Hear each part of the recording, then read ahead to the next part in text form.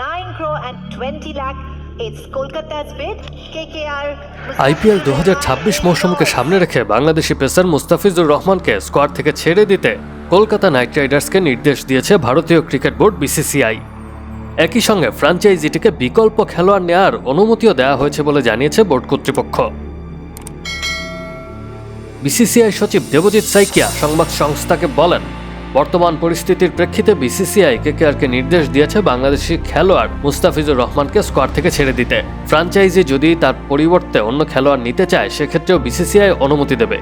IPL নিলামে মুস্তাফিজুর রহমানকে 9 কোটি 20 লাখ রুপিতে দলে ভেড়ায় 3বারের চ্যাম্পিয়ন কলকাতা নাইট রাইডার্স। তবে তার অন্তর্ভুক্তিকে ঘিরে ভারতে রাজনৈতিক বিতর্কের সৃষ্টি হয়। এরপর ভারতীয় হিন্দুত্ববাদী নেতাদের বিক্ষোভের মুখে এমন সিদ্ধান্ত নিতে বাধ্য হয়েছে বোর্ড, এমনটাই ধারণা করা হচ্ছে। ভারতীয় উপমহাদেশে রাজনৈতিক বৈরিতার আগুন ক্রীড়াঙ্গনেও ছড়িয়ে পড়ার নজির বেশ পুরনো। সবশেষ বিসিসিআইয়ের বাংলাদেশ বিরোধী হস্তক্ষেপে অনেকটা স্পষ্ট হয়ে গেছে। আইপিএল 2026 মৌসুমে মুস্তাফিজুর রহমানকে পাচ্ছে না কলকাতা নাইট রাইডার্স। এখন দলটির সামনে বড় চ্যালেঞ্জ এই অভিজ্ঞ বাঁহাতি পেসারের জায়গায় কার্যকর বিকল্প খুঁজে বের করা।